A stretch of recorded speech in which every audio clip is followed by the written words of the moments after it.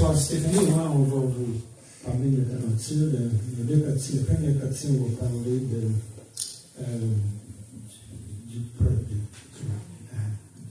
la marche comme telle. Dans la deuxième partie, on va aborder différents aspects de l'organisation, de la logistique, puis comment on se débrouille en groupe. Alors, j'imagine que dans cette partie-là, si vous avez des questions par rapport à vos projets, vos questions, et ainsi de suite, on va se faire plaisir des réponses. Comme beaucoup de camions ici, là, souvent, il y a un début assez inusité, assez spécial, inattendu. Notre camino portugais a commencé en Colombie-Britannique. Parce que ma sœur et mon beau-frère voulaient que je marche avec eux le West Coast Trail sur l'île de Vancouver. Puis mon épouse a eu la bonne idée de faire un peu de recherche. Puis elle m'a fait remarquer que, voilà. Ouais. Entre autres, il faut monter des falaises sur des échelles. Ce que j'aime des caminos, c'est que c'est un effet de terre plate presque tout le temps. Mais quand j'ai traversé les Pyrénées, j'avais la sensation d'être sur la terre ferme. Alors, il n'y avait pas question de monter des falaises sur une échelle. Alors, j'ai proposé à ma sœur, ça faisait des années qu'elle songeait d'aller au Portugal. J'ai dit, au lieu de marcher sur l'île de Vancouver, si on allait marcher au Portugal, puis avant ou après, Brian pourrait faire un peu de tourisme. C'est ce que Stéphanie on a fait d'ailleurs aussi. C'est à peine 10 jours de marche pour se rendre à Santiago de Porto, puis le mec a découvert la magnifique ville de Porto, en fait, le tourisme aussi. Alors, ça m'a demandé à la famille de parler de notre équipe. C'est ça. Avant d'enchaîner avec l'équipe, j'aimerais vous remercier pour votre présence ce soir. Puis c'est un moment très spécial. Je me sens sur le Camino portugais en ce moment en votre compagnie. Donc merci d'être présente ce soir. Donc moi je suis Stéphanie, la fille de Maurice.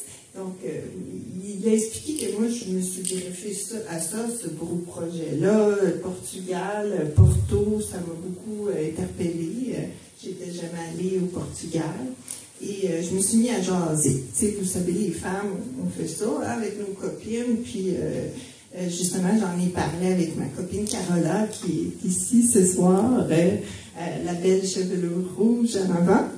Puis, on a parlé à sa fille. Puis, en tout cas, de fil en aiguille, je les ai invités à venir participer à une de nos marches le samedi de l'association de Compostelle en Outaouais. Et ils ont marché avec nous, puis à force d'en parler, puis d'entendre plusieurs pèlerins partager leur projet, ça leur a donné le goût, ça leur a donné la piqûre, et c'est comme ça que tout d'un coup, on s'est ramassé 5 personnes sur le projet.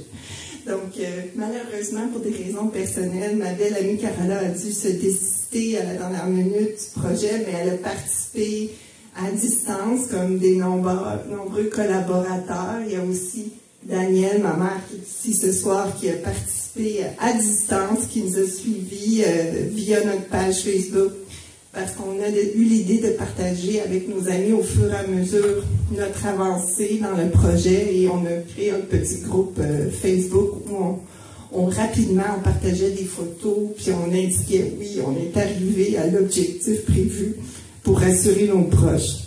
Donc, vous voyez la belle équipe de 5 personnes ici. Donc, Olivia, malgré que sa mère, Olivia, c'est la belle jeune femme en avant, à droite, avec le sourire magnifique. Elle a décidé de quand même participer au projet, même si sa maman ne fait plus partie. Donc, on était 5 personnes. Donc, je vais vous les présenter. Justement, donc, pour commencer, je vais commencer par mon père Maurice. C'est un historien de formation, un accro de Camino. C'était son 3e Camino. Il aime plusieurs aspects de chemin, mais plus particulièrement les bijoux de l'art roman.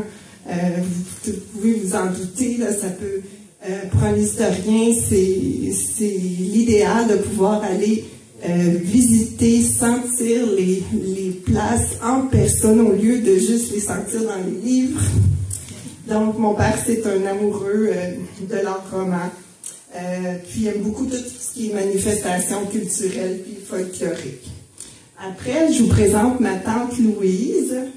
Je vais essayer de vous trouver une photo avec les belles lunettes, les lunettes de ski alpin. C'est la sœur de Maurice. Elle habite en Colombie-Britannique. Et vous avez aussi son mari, Brian. Comme vous pouvez le constater sur les photos, c'est des grands sportifs amoureux de la nature et des sensations fortes. Il aime beaucoup aussi voyager puis faire de la route. Donc, mais sans oublier les vignobles et la presqu'île. Donc ça, c'était Louise et Brian. Donc après, on a notre magnifique Olivia, notre rayon de soleil chilien. Comme vous pouvez voir, ça ajoute beaucoup de dynamisme en équipe. Olivia, c'est une personne avec qui on peut être soi-même, puis beaucoup rigoler et s'amuser. Elle parle à tout le monde sur un Camino. Donc, c'est une excellente compagne de voyage, puis elle rajoute beaucoup d'humour. Vous allez le voir dans les photos. Oui, elle parle à tout le monde, même aux animaux, ce que fait remarquer Maurice. Vous pouvez le voir sur les photos. C'est notre biologiste. Donc, on a un historien, on a des amateurs de sensations fortes, puis là, on a une biologiste. Hein? Moi, j'aimerais dire que même si c'était la Benjamine aussi, là, Olivia, elle l'est pas du tout en termes de sagesse puis de connaissance. Donc, on a eu beaucoup de plaisir avec elle sur le Camino. Moi, je vais vous présenter ma fille Stéphanie. Depuis que je suis membre permanent des Tamalous, c'est bien commode d'avoir une ergothérapeute. Pas juste sur les Caminos. J'ai toujours plein de bons conseils, puis des étirements que j'ai ajoutés mes routines de yoga pour pallier aux affres de l'âge. Puis c'est très naturellement qui veillait qu'on soit bien hydraté, là, puis qu'on fasse nos étirements, et ainsi de suite. Alors, c'était notre professionnel de santé, très apprécié, mais aussi c'était notre navigatrice. Elle a toujours mis son téléphone dans nous déperdre. Très utile à ce niveau-là aussi, merci Stéphanie. Puis aussi, pourquoi j'avais mon téléphone, c'est parce que j'avais mon GPS pour veiller sur Maurice, parce qu'il ne faut pas oublier que Daniel, ma mère, avant qu'on quitte en septembre, je ne me rappelle plus quelle date exacte qu'on a quitté, le 20 septembre, je crois. Les dates s'en viennent, ma mémoire, j'ai oublié tout. Donc, Daniel, là, sur l'aéroport, m'avait fait promettre, faut que tu t'occupes de Maurice, faut que tu veilles sur lui. Donc, j'avais mon application. Je vais vous en parler tantôt dans la présentation. C'était très utile pour savoir à l'avance où se situaient les hôtels, les points de ravitaillement, si je sentais que quelqu'un dans l'équipe avait besoin d'aller à la salle de bain, ainsi de suite. Donc, moi, j'avais une application. C'est pour ça que j'ai plein de photos que je suis en train de regarder mon écran de cellulaire. Donc, c'est ça. Quoi d'autre aussi? Oui, les super fans, mais je les ai mentionnés, là. On a eu des super fans aussi pendant tout notre voyage. Donc, mes amis et ma famille nous ont suivis via une page Facebook qu'on s'est créée, comme j'ai mentionné un peu plus tôt. Donc, merci à la technologie, ça nous a permis de tous être proches, même si il y a des super fans qui ne pouvaient pas être sur le Camino avec nous. Donc, on a constaté, en tout cas, vous pouvez comprendre qu'on avait 2 personnes de Colombie-Britannique, 3 personnes de Gatineau, Ottawa. On ne se connaissait pas tous avant le départ. Donc, on a appris à se connaître, puis on a découvert qu'on avait des intérêts en commun à partager. Mais aussi, je pense qu'on est des gens très flexibles puis assez patients envers l'autre. On va vous raconter tout ça, là. Et on n'arrivait pas souvent en même temps aussi. Oui, c'est ça. On avait des vitesses différentes, c'est sûr, comme des capacités physiques différentes. Vous voyez un peu par la présentation des membres de l'équipe. Donc, on se donnait des points de rencontre, puis quand on arrivait, puis on se retrouvait le soir. Donc, à Porto, on n'est pas arrivé en même temps. Vous pouvez comprendre l'aspect pratico-pratique. Il y avait 2 personnes qui quittaient l'Ouest canadien, puis nous, on quittait Ottawa. Donc, nous, on est arrivés à Porto, puis on avait à peu près 2 jours à attendre ma tante et mon oncle Brian. Donc, nous, on a décidé de bien profiter de ce moment-là. D'ailleurs, Olivia et moi, on s'est loué un super vélo, puis on a décidé de partir du centre de Porto, puis d'aller jusqu'au quartier Fosse de Douro pour longer le Douro jusqu'à l'Atlantique, puis aller se baigner dans l'Atlantique. Donc, c'est une des activités qu'on a décidé de faire pour bien profiter de Porto. Puis moi, personnellement, puis c'est mon père aussi, on aime bien avoir 2 jours, s'acclimater, après un vol, sentir la place, s'installer. Donc, c'est ça qui s'est produit pour nous. Finalement, les autres membres moi, c'est ça, des photos du quartier Fosse de Douro qu'on a mis ici. Vous pouvez aussi aller en tramway historique. Nous, on a choisi le vélo, mais il y a plusieurs options de déplacement. C'est super agréable.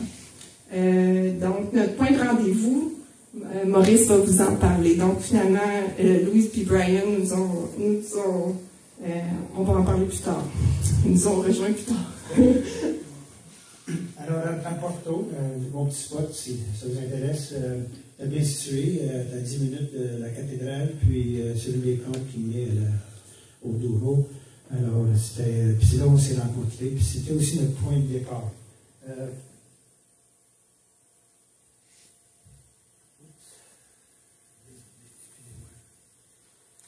Alors, en fait, le point de départ, ce serait censé être la cathédrale de Porto, le C, qui appelle le C de Porto.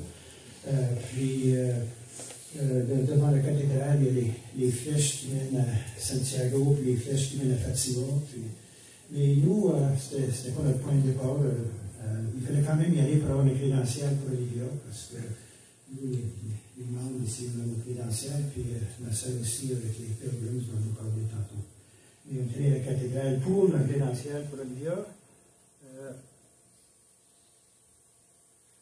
Mais le 20 septembre, on partait de ce gîte-là pour quitter Porto.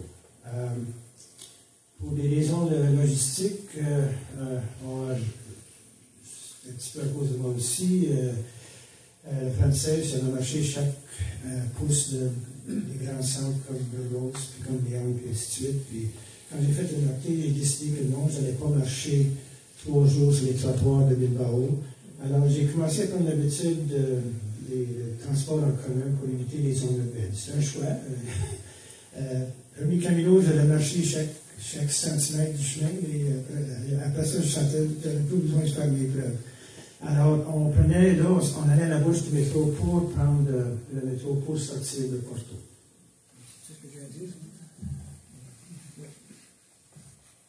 Il y avait aussi une autre raison qui expliquait qu'on a coupé les 24 premiers kilomètres en Porto puis Santiago, c'est que moi, étant travailleuse, j'avais seulement 2 semaines de congé. Donc, on a essayé de rentrer le tout dans la portion en 10 jours de marche. Donc, ça a été presque une décision administrative. On a pris le métro. On s'est rendu à la station Vila de Pinheiro, puis c'est à cet endroit-là exact qu'on a commencé notre chemin portugais. Je vais le préciser tout de suite, on a pris la voie centrale. On était vraiment tous de bonne humeur.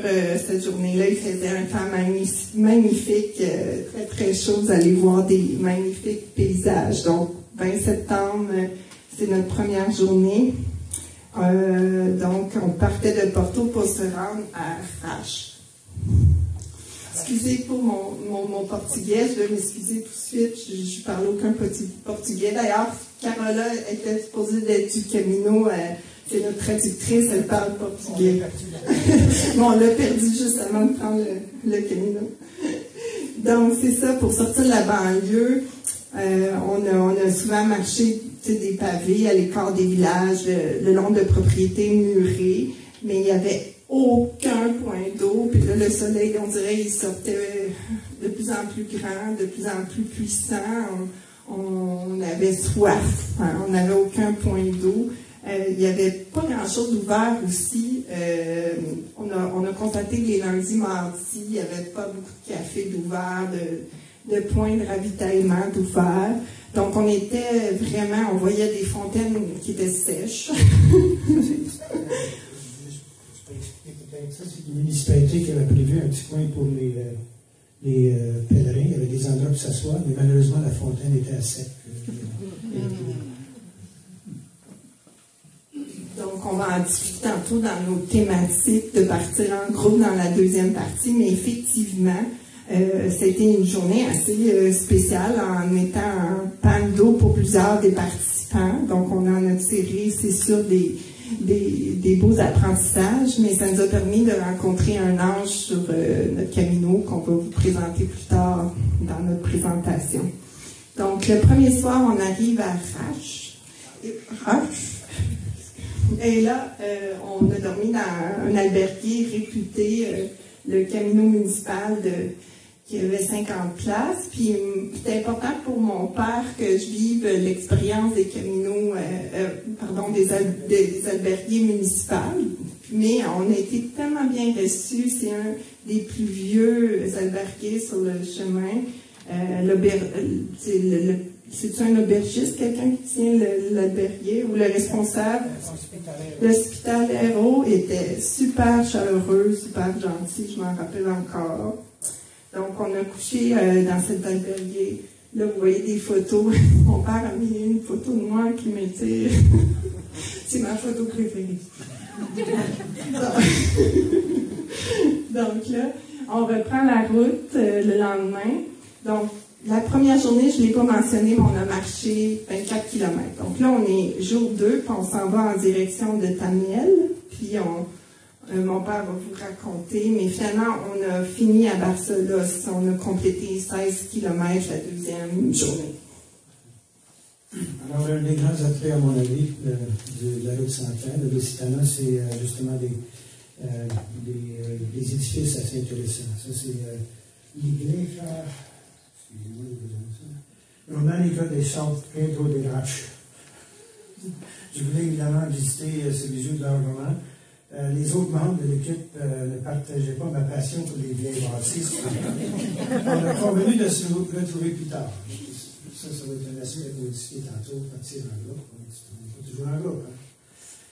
C'est une des plus anciennes églises romanes du Portugal, restaurée à sa configuration du XIIe siècle. Puis j'ai eu l'agréable surprise, parce que vous savez, souvent les églises sont fermées, parce que malheureusement du vol.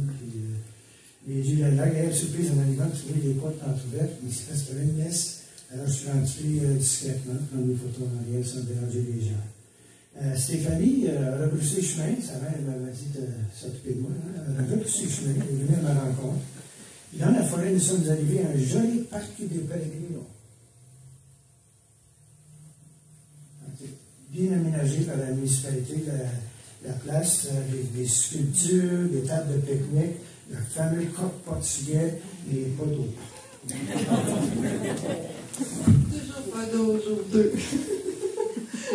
Donc là, c'est ça, on était fatigués. Il y avait certains membres de l'équipe qui, c'est la deuxième journée, on testait encore nos capacités, donc on a voté en équipe qu'on coucherait à Barcelos au lieu de Tamel ce soir-là. On peut dire que cette journée-là, on a croisé des choses magnifiques. Il y avait beaucoup de campagnes, on a marché souvent en forêt, puis il y avait beaucoup, c'est dès cette journée-là que vous allez pouvoir sentir et voir des magnifiques forêts d'eucalyptus. C'est vraiment magnifique. Ensuite, on a, sur notre parcours, on est arrêté à Pedra Furada, où il y a la fameuse roche percée. Donc là, c'est sûr que j'aurais aimé que Maurice, l'historien, vous raconte, mais je peux lire ce qu'il a écrit. La légende, ça raconte que Sainte Léocadia, enterrée vivante dans sa résistance à la mort, et par la force de toutes ses nombreuses vertus, releva la tête et transperça la lourde pierre qui était placée sur son tombeau. Donc, nous, on s'est amusé à justement transpercer la pierre avec nos têtes. On a pris des bonnes photos. Donc, cette pierre-là, c'est cette même pierre-là qui est qui était sur le couvert du tombeau. Puis elle est aujourd'hui installée là, à côté de l'église paroissiale de la paroisse de Pietrafrada. Donc, c'est ça. Louise, c'est ça. Je parlais justement de notre condition physique. Elle avait très chaud, puis elle avait beaucoup d'ampoule à cette étape-là. Donc, c'est pour ça qu'on a trouvé refuge et provision à Barcelos. C'est quasiment à côté de Barcelos. Il y a le pont très ancien romain qui les unit. C'est la plus grande ville, en fait, entre Porto et la frontière espagnole, Barcelos. Donc, on a trouvé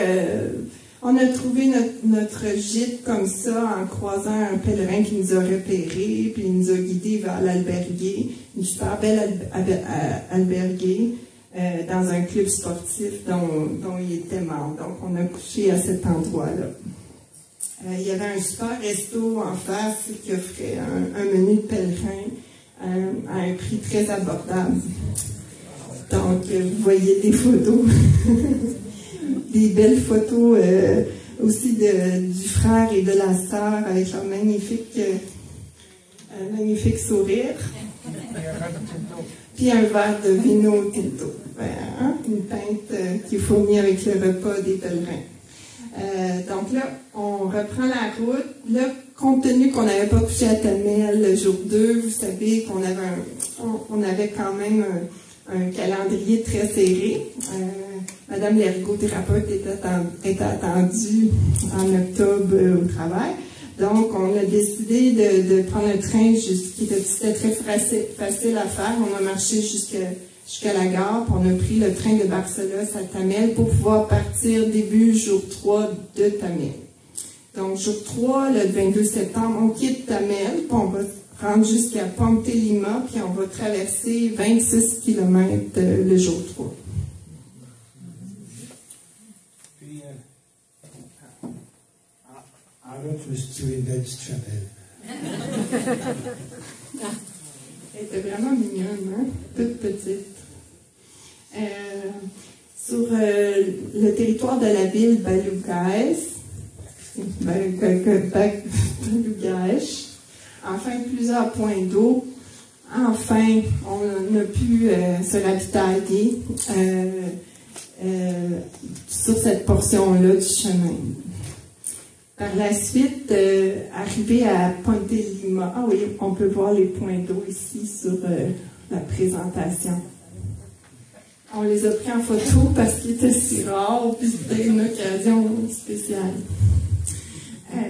Donc là, on arrive le jour 3 en soirée à Ponte de Lima, puis vous pouvez apercevoir en haut à droite le magnifique pont dit Medievale Romana, et il y avait des magnifiques, comme vous pouvez voir en bas, sculptures tout le long. Là. Donc même si les 4 derniers kilomètres, je vous avoue, moi je les avais trouvés difficiles, je me servais beaucoup de mes bâtons à cette étape-là, mais au moins on avait ces sculptures-là et l'eau allongée pour arriver à un pont quand même sensationnel.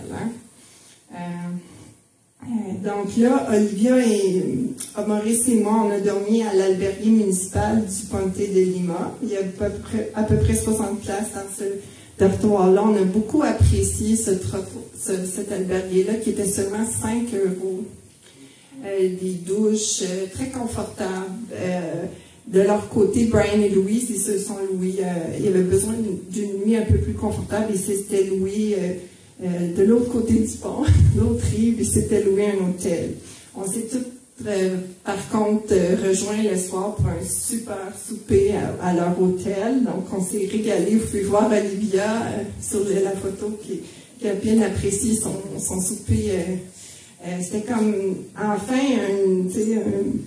un repas très copieux, là, on va dire. Hein? Plus cher, malheureusement. Donc, c'est ça. Ça, c'était la fin de notre jour 3 sur le Camino portugais. Après, on reprend la route le 23 septembre. C'est notre 4e journée de marche. On vise de se rendre de Ponte Lima à Rubiales. Pas pire. Cette étape, c'était notre étape avec le plus grand dénivelé. On va vous raconter ça. Puis même pendant, c'était assez spécial. Il y avait des cyclistes qui faisaient une partie de cette étape-là en vélo. Puis là, ils partaient, nous on marchait, on les rejoignait. Eux, ils se reposaient, on les dépassait. C'était vraiment particulier parce que c'est une bonne montée cette journée-là. C'est la plus grande montée entre Porto et Compostelle. Donc, on est arrivé parmi les premiers à l'albergue municipal ce soir-là. Mais écoute, ça s'est rempli, là, c'était incroyable. Je pense qu'on est arrivé vers midi, puis on voyait les gens arriver en masse, puis il y a plusieurs pèlerins qui ont dû coucher par terre. Ils ont installé des matelas pour ces pèlerins-là. Donc, ils ont tout accueilli finalement, mais ça nous a fait réaliser plus on se rapproche de Compostelle, plus que de marcheurs, on sent la masse. Là. Donc, c'est ce soir-là qu'on a commencé à réfléchir en équipe. Peut-être que pour les prochains soirs, on va devoir faire des réservations, ce qu'on n'avait pas fait jusqu'à maintenant dans la première partie du Camino. Donc, on a vraiment, ce qu'on a fait, c'est qu'on a réservé des places dans des albergues Privado pour les nuits suivantes. Donc là, jour 5, 24 septembre, on est parti de Rubèche, puis on est allé à Tui.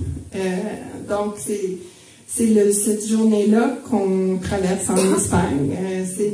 C'est la réunion être sur deux pays différents dans la même marche. C'est assez particulier. Cette journée-là, c'est un super parcours. On a eu beaucoup de choses, beaucoup de beaux sites à admirer, mais le clou, c'était la forteresse là, que vous voyez les photos derrière moi de Valença. On a fait beaucoup de tourisme. On a pu voir toutes les magnifiques fortifications historiques. Il y avait beaucoup de boutiques aussi, beaucoup d'activités. Donc là, comme je vous expliquais, on traverse en Espagne cette journée-là. Donc moi, rendu de l'autre côté, j'étais souvent sur mon cellulaire. On a dit ça en début de rencontre. J'ai réalisé, on a changé de fuseau horaire à pied. Donc on avait maintenant 5 heures de différence avec notre famille et nos amis. Donc, à pied, on a changé de fuseau horaire. Est-ce que j'avais d'autres choses à dire? Ça, c'est à ton tour. Petite parenthèse, c'est bon, on traverse en Espagne, puis c'est sûr, c'est le Camino en Espagne, mais comme vous le savez aussi, on est aussi en Galice. C'est le Camino pour les Galiciens. Le Pays basque, l'affichage de grain basque espagnol, mais en Galice, souvent, c'est galicien et espagnol. Alors, comme vous le savez, sur la Compostelle, le dernier bout, on est en Galice, puis un des murs, c'était écrit en anglais, Galicia is not Spain.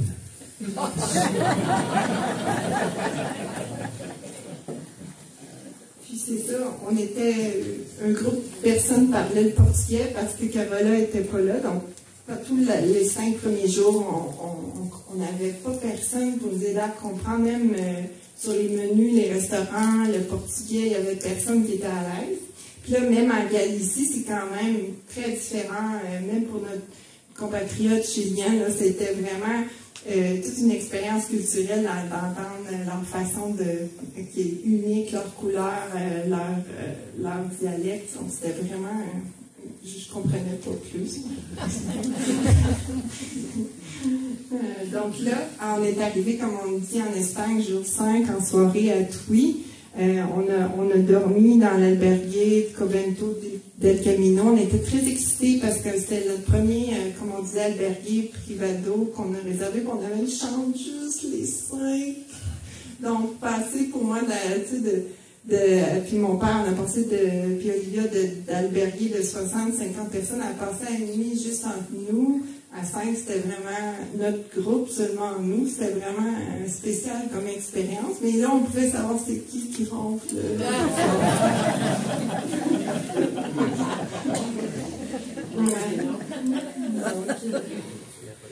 Donc Donc là, jour 6, ah oui, il y avait une vue André aussi à cette auberge-là. On en a profité aussi de ne pas faire du lavage à la main. Après, le jour 6, on reprend la route de Twi à Redondela. Là où ça, c'est la journée, vous voyez le kilométrage. C'était pas quand on avait prévu nos journées, on voulait découper ça pour des journées d'à peu près 25-26 km, mais compte tenu que, comme on expliquait tantôt, il y avait beaucoup de pèlerins, puis même en réservant, on n'a pas pu trouver rien à réserver avant Redondela, donc on a dû marcher 32 km. C'était notre étape la plus longue. Et Olivia, Maurice et moi, on l'a complété cette étape-là. On est pas mal fiers de nous. Donc, il y avait encore beaucoup de forêts d'eucalyptus, puis des magnifiques forêts. On a croisé beaucoup de magnifiques paysages. À Oporino, on a croisé un musicien qui jouait de la cornemuse. Puis là, on voit à droite, c'est un de nos amis qu'on s'est fait sur le chemin. C'est un ancien joueur de foot. Je vais en parler plus tard, mais il a marché 10 km avec nous pour nous emmener à Porino. Lui, il marche sur le Camino portugais à tous les jours. Donc, c'était sa marche quotidienne. Donc, on avait notre propre guide cette journée-là. À Porino, on s'est aussi... on en a profité pour faire nos ravitaillements. Olivia est allée dans une confiserie. Ils nous ont donné des meringues colorées. Puis souvent, tu sais, quand on avait un petit manque d'énergie à un certain moment du Camino, là, Olivia sortait ses meringues, là, et il était bienvenu. Ça nous a ravitaillés. Ça nous a donné des petites doses de glucides quand on en avait besoin, quand on avait un creux. Aussi à Oporino, c'est un des endroits que Olivia et moi, on a encore perdu mon père, d'ailleurs. On s'en rappelle d'Oporino. On le perdait souvent. Très belle place pour se perdre. Très belle place pour se perdre. Mais c'était pas comme c'était inquiétant. On savait qu'on allait se rejoindre plus tard sur le Camino. Donc, le soir, on a réservé à cet albergué-là, qui s'appelait l'albergué à Conservera. C'était vraiment bien, une belle cuisine, mais on avait quand même marché beaucoup cette journée-là, donc on a préféré souper au resto. Mais ce qui est étonnant, c'est qu'on a été archi confortable. C'est comme des murs de liège, un effet liège en tout cas. Puis on a très bien dormi de façon surprenante, mieux même que Louise P. Bryan qui avait réservé un hôtel ce soir-là. C'est comme si c'était quoi? Il avait réservé une chambre privée. Mais à cause que ça fait fort en Espagne, le soir, je promets avec la fenêtre ouverte, il avait très mal dormi, mais nous, dans notre dortoir à 4, on avait très bien dormi. C'est fascinant des fois. Où on était rendu jour 6 très épuisé. Donc, jour 7, on est rendu le 26 septembre. On est parti de Redondela pour se rendre jusqu'à Pontevedra. Donc, c'est vraiment... il y avait, oui, cette journée-là, il y avait beaucoup de variantes. On pouvait choisir, puis avant, en Porino aussi, vous pouvez choisir si vous voulez marcher plus dans les villes ou dans la forêt. Donc, il vous offre plusieurs alternatives. C'est super intéressant. Donc, vous avez plusieurs choix. Il y a beaucoup de flèches, en fait, mais on ne se perd pas, mais vous avez plusieurs choix à faire. Si vous avez le goût d'avoir plus d'ombre, vous pouvez choisir d'aller marcher dans la forêt, ou si vous voulez plus passer dans les villes, vous avez différentes alternatives. C'est très intéressant. Donc là, après, on s'est rendu à l'albergue Nakama Hostel, le soir à Pontevedra. Donc là, on était moins fatigués ce soir-là. On avait marché un peu moins de kilomètres, donc on a pu aller à la tienda, puis se préparer un beau souper. Vous pouvez voir tous ensemble à l'albergue. Voilà. Après, le jour 8, vous voyez les photos, là, les paysages sont magnifiques. C'est sûr qu'on voit beaucoup de vignobles. Je ne l'ai pas mentionné, là, mais vous voyez beaucoup de vignes, beaucoup de raisins, beaucoup de pâturage. C'est très varié aussi. On va en parler dans la deuxième portion, sur quoi on marche, le type de recouvrement sur le sol. C'est très, très varié.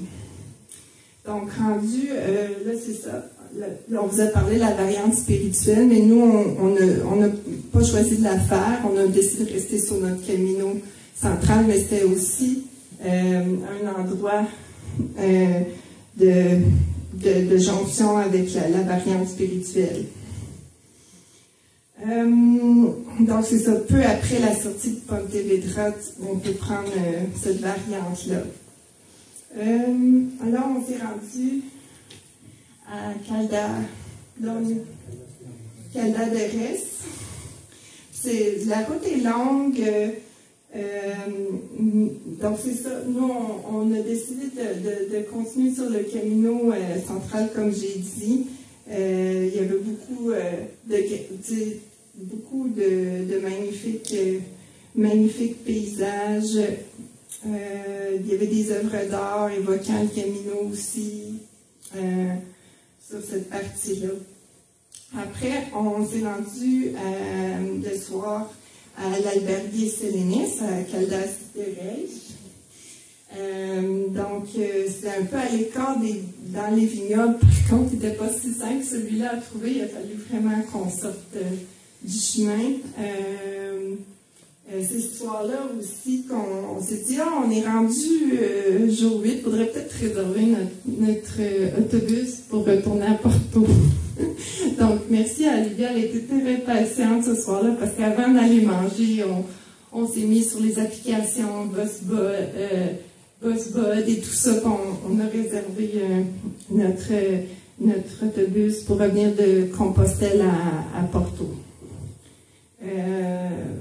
C'était intéressant aussi, les lits, tu veux revenir au lit, il y avait comme un rideau, puis on pouvait mettre notre cellulaire sur on le voit pas très bien, une prise murale, mais mettre une petite place pour mettre tes lunettes, ton dentier. Ah oui, ça c'est une anecdote, c'est peut-être pour la deuxième partie, mais on avait un cas, il fallait pas que mon père oublie ses lunettes, son dentier, c'était quoi l'autre affaire importante? La casquette. Puis là, on se disait, ça le matin, un parti entier, lunettes, casquette, parce que c'est un peu incommodant quand tu oublies ces choses-là. Donc, jour 9, on reprend la route, on est rendu le 28 septembre, puis là, notre destination, c'est Padrone. Donc, c'était vraiment encore un beau mélange de forêts. On a encore beaucoup de forêts. Beaucoup de présence humaine, donc de plus en plus de gens. Donc c'est même commence à être difficile de prendre des photos tranquilles, sans inconnus, là. C'est impossible presque de prendre une photo avec juste nous dessus. Donc là, on est passé devant une magnifique église, l'église San Miguel de Varga, avec un énorme cimetière, comme vous pouvez voir sur les photos. La façade était vraiment impressionnante.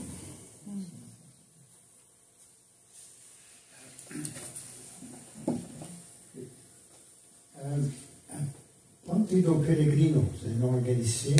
Il y a un bel exemple d'infrastructure très développée pour les pèlerins. Dès les 100 km, vous savez, il y a beaucoup de monde. Puis en général, en Espagne, on essaie d'avoir une infrastructure pour. Alors, c'est un aire de repos avec des machines distributrices, un bel aménagement, un petit plan d'eau. Alors, spontanément, on a décidé de se reposer parce que c'est très invitant.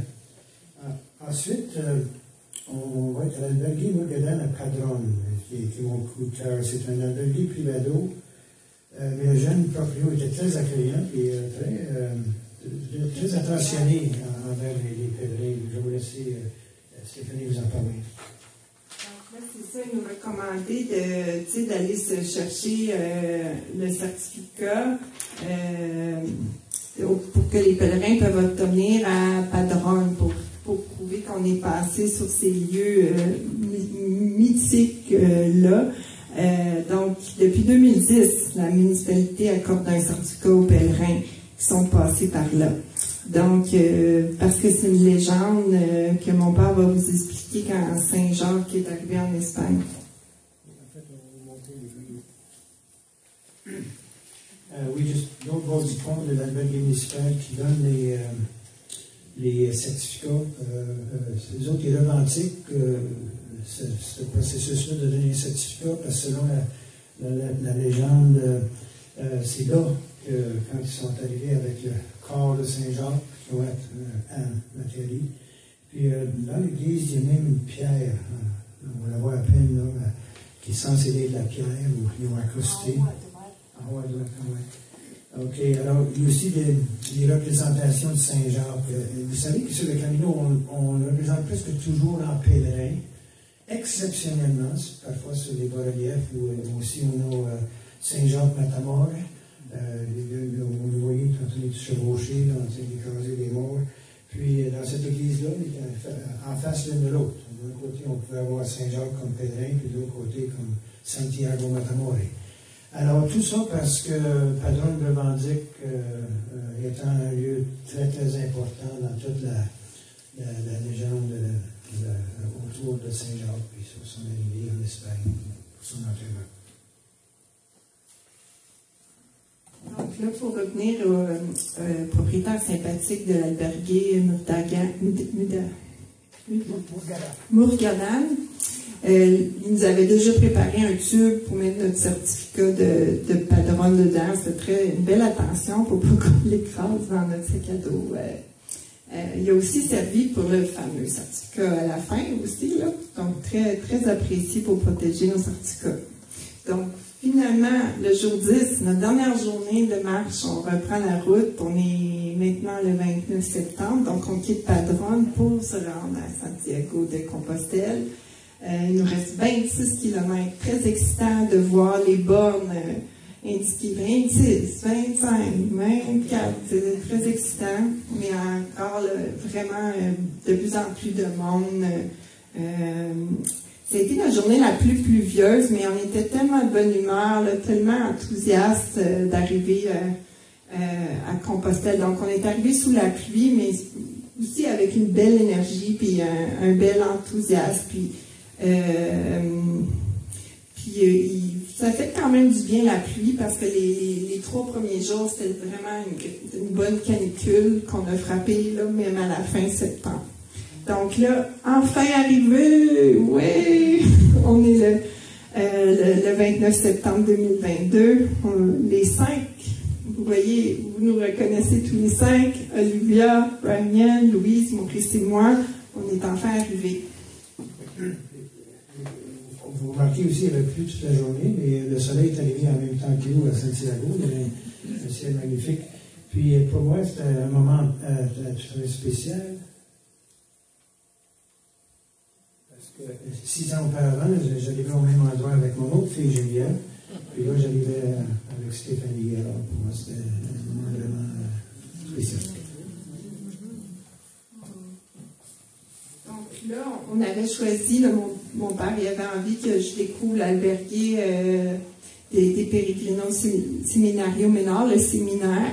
Puis c'était vraiment, vraiment cool comme dortoir. L'équipe était assez fatiguée à ce stade-là, mais Olivier et moi, il a recommencé à pleuvoir, on a trouvé la motivation à aller chercher le certificat pour tout le monde. Donc on est allé faire les arrangements pour obtenir le certificat. On n'a pas eu tant de temps que ça libre à Compostelle. On est allé dans un restaurant avec 2 amis qu'on s'est fait sur le Camino pour célébrer. On n'a pas de photo de tout ça, là, je pense qu'on en a plus tard. Donc là, on a pris l'autobus, on a quitté le lendemain. Donc, le 30 septembre, on a quitté déjà pour Porto, puis pour passer 2 jours à Porto, puis après prendre l'avion pour revenir au Canada. Donc, quand on était à Porto, moi, j'ai continué à marcher. J'ai marché beaucoup dans la ville de Porto. Puis je voulais absolument aller voir la librairie Lello, celle qui a inspiré Harry Potter. C'est ça que vous avez vu à l'écran. Mais faites attention, il faut réserver en avance si vous ne voulez pas attendre trop longtemps parce qu'il y a des bonnes files d'attente pour cette attraction-là. Mais il y a tellement de choses à faire à Porto également. Mais pour moi, c'était un coup de cœur. Vous le partagez. Donc là, on vient de conclure la première partie. Là, on veut la deuxième partie un peu plus interactive. On veut vous entendre. On va vous parler de thématiques, de petits thèmes reliés à la particularité de marcher en groupe. Donc, on vous propose des choses, mais si vous avez des questions, n'hésitez pas à les poser. Ça va être plus interactif.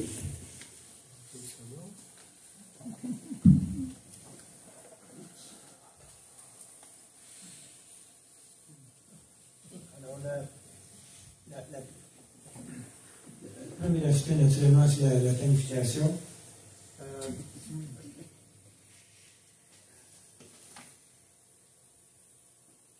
Ça, c'est mes pas, mes affaires, mes rénaux. C'est la planification, ça. Pour moi, il n'y a aucun doute au niveau de la planification que les associations bénévoles, ici, le Canada anglais, offrent la meilleure préparation possible. Alors, il y a bien sûr des ateliers de formation qui s'adressent à tous les aspects d'un camino, mais il y a aussi des contacts avec des pèlerins qui ont fait précisément le chemin qu'on envisage d'entreprendre. Dans notre groupe, j'avais un peu d'expérience sur les chemins, mais pas au Portugal. Ça c'est bien important. Puis, je pouvais induire le groupe en erreur. Comme par exemple, moi, sur le français, à part de quelques étapes sur la Meseta, c'est rare que j'avais deux groupes, mais c'est rare que je partais avec plus qu'un pouce et deux dos. Parce que sur le français, chaque petit village a une fontaine, puis une robinet en pleine vue pour les pèlerins. Alors, je ne pouvais pas avoir mes gourdes pleines, c'est quand même 1,5 kg de plus. Puis, j'ai jamais eu soif. Mais là, je me suis fait prendre. Si quelqu'un m'aurait prévenu, ben, les points d'eau dans le milieu du Portugal, c'est pas tout à fait la même chose que sur le français. Alors, c'est bien important, pas juste de parler à quelqu'un comme moi qui a fait des caminos, mais de parler à quelqu'un qui a fait le camino, si possible, que vous avez l'intention de faire. Alors, ça, c'est quelque chose qui est possible dans une association comme la nôtre, parce qu'il y a plein de gens qui ont fait plein de caminos, pas juste aux ateliers de formation, mais pendant les marches d'entraînement, on commence à choisir quelqu'un. Oh, tu l'as fait cette chose-là, puis on apprend plein de choses. Alors, c'est bien important de parler à quelqu'un qui sait de quoi il parle. J'étais du même sexe que toi. Moi, j'avais des pèlerines avec qui j'ai marché en entraînement qui m'ont beaucoup aidé à me préparer, à me rassurer des Céciles. Qu'est-ce que je fais, là? Il faut que j'aille faire pipi. Oh, mais une jupe par-dessus des shorts. J'ai eu tellement des bons trucs, là, avant de partir. Donc, je veux m'en. Alors, c'est ça. Moi, j'avais jamais eu soif sur le français. Mais même à Hierarchie, on nous offre un petit peu de vin, gratuitement. J'en ai eu soif. J'ai quand même tenu à choisir le chemin que je voulais faire, même s'il y a beaucoup de gens qui font le littoral. Moi, je tenais à faire le central, puis je leur ai proposé ça pour les raisons que vous savez, parce que les choses que j'allais voir, surtout les structures, les anciennes églises et ainsi de suite. Puis aussi, il y a une grande variété de paysages. Je parlais à quelqu'un qui a fait le littoral l'autre jour, c'est souvent le boardwalk, l'océan d'un côté, la forêt de l'autre. Alors que dans le central, il y a beaucoup de...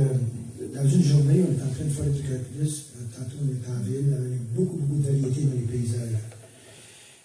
Cette variété de milieux se reflète aussi sur la grande variété de surfaces sur lesquelles on doit marcher. C'est sûr que les premiers jours, on sortait des zones, le bel était souvent sur le pavé, les petits pavés carrés. Par après, on était tantôt sur le trottoir dans un village, tantôt sur une terre battue en forêt, dans une journée comme sur la française, dans une journée de marcher sur plein de différentes surfaces. Voyez comment c'est magnifique. Donc, effectivement, les surfaces, tu marches sur des ruines romaines, donc, tu sais, comme des espèces de pierre. Après, tu as de la gravelle, de la terre. Tu as aussi, c'est sûr, des fois du pavé, mais pouvez voir qu'il y a une grande variété là, sur nos photos. Alors, ça, on y en parle dans les ateliers de préparation de médicaments.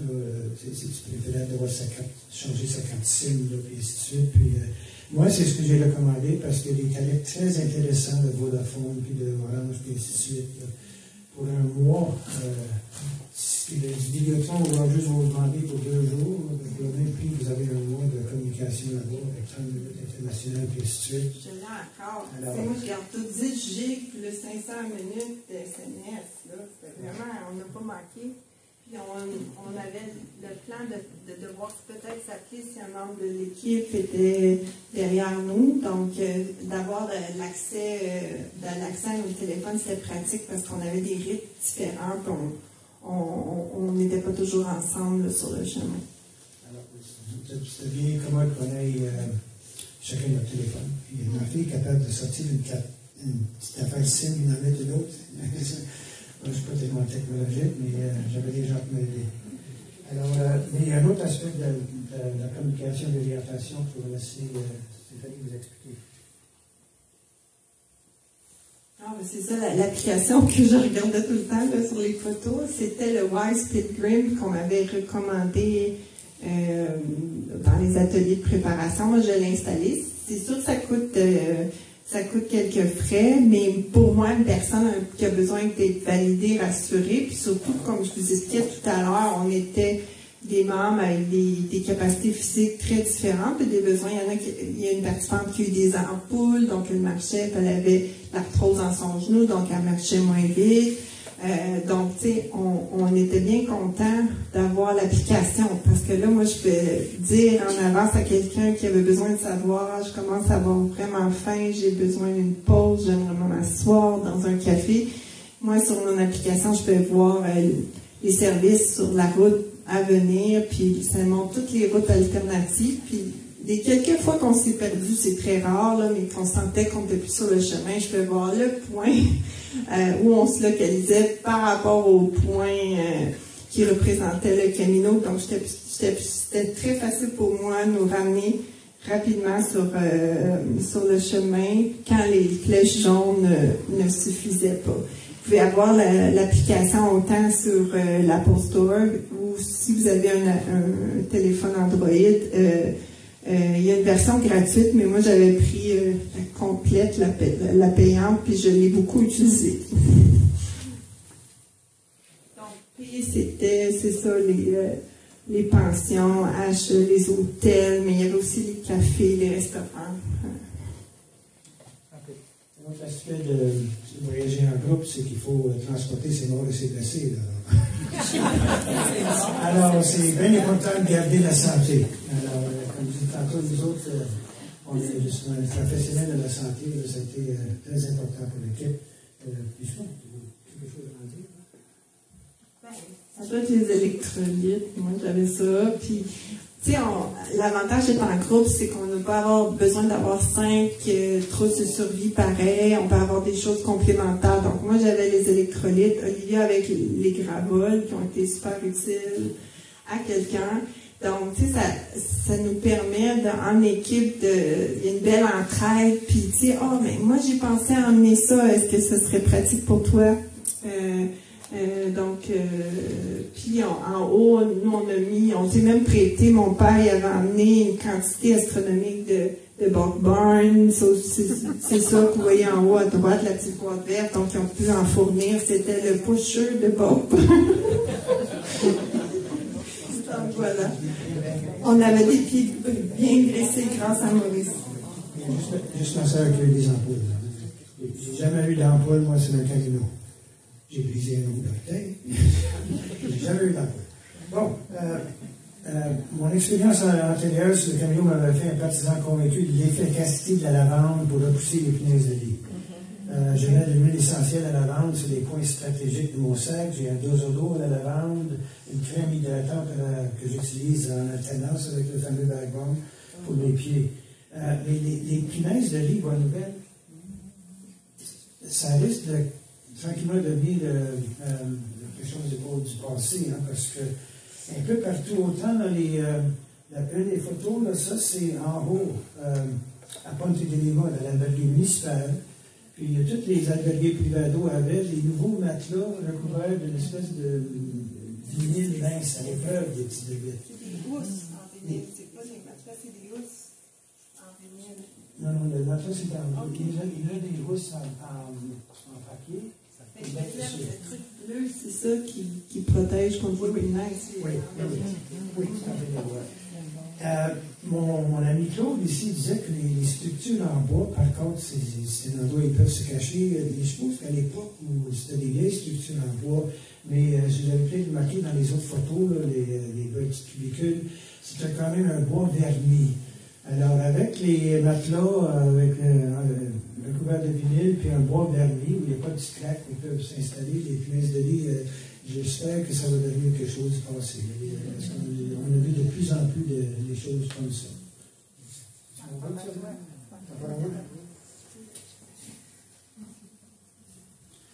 Alors, partir dans le groupe, on marche ensemble? Non. C'est sûr qu'on ne marche pas toujours ensemble. Les gens pas mal plus jeunes que moi, je ne peux pas les suivre, c'est pas compliqué.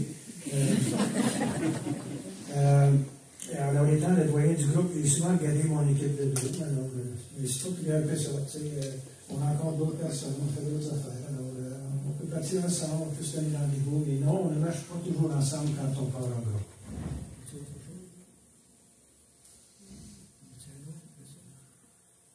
OK. Alors, c'est ça. Qui a le droit de sourire dans la jeunesse? Ça m'est arrivé de sourire ici. Mais il n'est pas juste l'âge, évidemment, qui est un facteur quand il est dans un groupe. Il y a des blessures. Il y a ma soeur qui a des problèmes avec ses pieds. Des fois, on a plus ou moins une bonne nuit de sommeil. Alors, je vous ai parlé tantôt, les autres ont pris une chambre privée, mais ça donnait souvent lieu. Ça fait tard, les Espagnols. Hein? Nous, dans notre petit dortoir, on a dormi comme des bûches. La déshydratation, ça peut être un facteur aussi. On a eu les premières journées, les problèmes avec les points d'eau.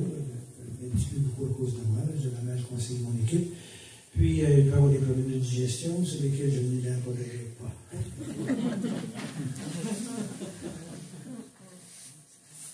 Oui, il y a des gens qui posent des questions. Ça, on avait souvent des discussions par rapport à ça, comme le chemin des Outaouais. Tu sais, on marche toujours avec les mêmes personnes. Est-ce que ça empêche des rencontres? Moi, je crois que non. Quand on a fait le chemin des Outaouais, on a rencontré des gens intéressants aussi. Là. Puis on nous a parlé de notre ami tantôt, là, qui était curieux. Tu sais, vous voyez, on était une drôle de groupe, des jeunes, des moins jeunes, et ainsi de suite. Puis il venait à nous rencontrer. Lui, il était sur ce bout-là du Camino tous les jours. Il faisait sa petite marche. Mais c'est lui qui est venu à nous. On venait nous rencontrer. C'est tout, hein? Mais je dois dire que, tu sais, déjà, quand tu marches en duo, en groupe, tu te fais plus remarquer. Comme moi, je marchais souvent avec mon père, je faisais des allers-retours souvent. Puis, c'est sûr que ça suscite des conversations. On a rencontré une maman puis sa fille ukrainienne qui faisait la même chose. Donc, tu sais, puis quand on marchait en groupe aussi, tu sais, ça suscite vraiment des conversations avec les gens, ça pique la curiosité des gens, je dirais. En fait, vu que ça sort de ce qui est typiquement vu, effectivement, on se fait un peu plus remarquer. Alors, c'est moi qui parle de l'autre question. Tu parles aussi de réserver? Tu en parles? L'hébergement, est-ce qu'il faut réserver? Oui, nous on a décidé de réserver, comme on vous a expliqué, quand on a remarqué que les gens commençaient à dormir par terre le jour 4, à la fin du jour 4, on s'est dit peut-être que pour les prochaines journées, ça serait plus sage. Surtout quand en étant en groupe, il fallait calculer que les 5 participants terminent. Donc, même si les plus rapides arrivaient à midi, 1 heure à un albergue municipal, ça n'incluait pas nécessairement les marcheurs plus là. Donc, il fallait faire des décisions de groupe, puis ça permettait d'enlever un certain stress. On se rejoint en même albergue ce soir. Prenez le temps que vous avez à prendre, on se rejoint plus tard. C'est sûr que c'est un choix qu'on a fait. Est-ce que c'est absolument essentiel de réserver d'avance, de donner des albergues municipales ou privés d'eau pour réserver? On peut se débrouiller autrement. Moi j'aime toujours raconter l'histoire que Rodolphe Latré racontait la fois qu'ils sont arrivés bien tard, il n'y avait plus de place à l'alberguer quelque part en Espagne, puis ça ne tentait vraiment pas de marcher un autre 5-6 km. L'hospitalero a appelé le maire. Le maire a appelé le directeur de l'école. Le directeur de l'école est venu dévoiler le gymnase, puis les gens ont couché sur des matelas. Alors, c'est pas vrai qu'en Espagne, vous allez coucher dehors. Mais c'est un choix qu'on a fait. C'était absolument le seul choix. Non, on aurait pu tenter notre chance. Puis peut-être une nuit, on n'aurait pas couché au même albergue, mais ça n'aurait pas été la fin du monde. Mais on a fait un caucus, puis c'est le choix qu'on a fait. Mais il y a toujours des options. Ça, je tiens à le souligner. Comme vous pouvez voir sur les photos, on est très confortable dans ces albergues privado-là à 15-16 euros la nuit. Vraiment, avec les petites tables pour les lunettes, le dentier.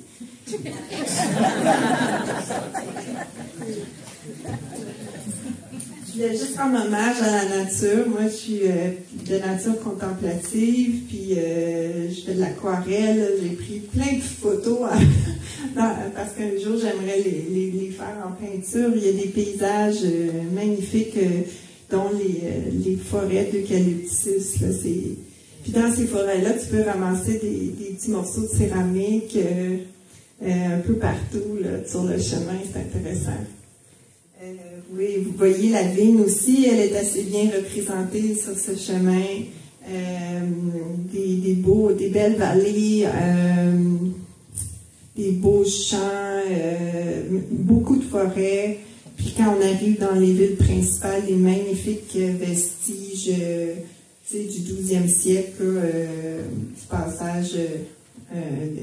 C'est vraiment intéressant, l'aspect historique qu'on voit là. On suit souvent des petits ruisseaux là, dans les variantes. Nous, on a choisi souvent la variante dans la forêt parce qu'on voulait avoir moins chaud. Donc, Maurice, Olivia puis moi, on marchait beaucoup près des... Puis on tombait toujours sur des beaux petits cours d'eau, là, comme ça, sur la photo en bas à gauche. La bouffe. Qu'est-ce qu'on peut dire sur la bouffe? On a toujours trouvé un endroit, malgré, comme je vous disais, le lundi, mardi au Portugal, là, il n'y a pas grand-chose d'ouvert. Mais oui, c'est quelque chose qu'on a découvert en le vivant. Souvent, on partait à 7 heures, tout le groupe ensemble maximum, parce qu'encore une fois, il faut deviner des gens qui se lèvent à différentes heures. Donc, le compromis, c'était 7 heures, puis là, on ne déjeunait pas à l'auberge, à l'albergue. On partait, puis on prenait notre pause café vers 9h, 9h30, tout dépendant où était le prochain village, avec un café. Facile à repérer avec l'application. Donc, on a très bien mangé sur le Camino. Là, c'est pas toutes des choses qu'on a réellement mangées, mais mon père a mis des belles photos de nos assiettes. Oui, de tout manger ça. Oui, on a mangé des bonnes pâtisseries, des bons croissants le matin. C'était vraiment délicieux. Donc là, on va parler de l'ange que je vous ai parlé, qu'on a rencontré jour 1, quand il n'y avait pas de point d'eau. Je pense qu'il y avait plusieurs morts. Moi, je m'étais entraînée dans le parc La Gatineau à 32 avec pas beaucoup d'eau parce que je ne peux pas transporter beaucoup dans mon sac à dos pour des raisons... j'ai une psychopathie au dos. Donc, moi, je suis habituée à jamais mettre beaucoup d'eau parce que c'est ça le plus lourd. Je suis habituée à ne pas avoir beaucoup d'eau, puis je l'aménage. Mais c'est ça, les gens n'avaient plus d'eau. On désespérait. Puis là, on tombe sur une fontaine chez un domicile privé avec des figues. Il y avait des fruits dehors, comme ça, devant la devanture de la maison. C'était une propriété murée avec une fontaine qu'on pouvait servir, puis il y avait des figues, puis des collations. Tu peux changer l'image? On a une image de notre ange. On va vous la présenter. change encore. Donc, elle est ici, en haut à gauche. Là, souvent, on entend parler d'anges sur nos caminos. C'était... Comment elle s'appelait? Est-ce qu'on se rappelle? Je pense que c'était... En tout cas, à côté de la fontaine qu'elle a installée sur le mur extérieur de sa propriété, puis une petite étagère où elle laissait des fruits. Elle avait une petite plaque « À qui vivait un peregrino » dans le masculin. Je pense quand elle a acheté la céramique, c'était juste le masculin. Mais moi, j'ai changé ça à « Qui vivait un angel » parce que j'ai jamais fait un camino, je n'ai pas rencontré au moins un ange. Et ça, c'était notre Elle s'appelait Angela, d'ailleurs, quelque chose qui ressemblait. Donc c'est ça notre ange du Camino. On voulait vous la présenter. Puis là, on va poursuivre avec beaucoup de bonheur de voyager en groupe parce que les conversations sont toujours là. On peut faire des blagues. On avait notre petit rayon de soleil de Livia, puis on faisait quand même des petites blagues là, ici et là, un petit brin de folie. Maurice dit tout le temps. Donc ça, c'était très agréable. Ici, on aurait créé une scène des Beatles, là, comme d'habitude à Abbey Road.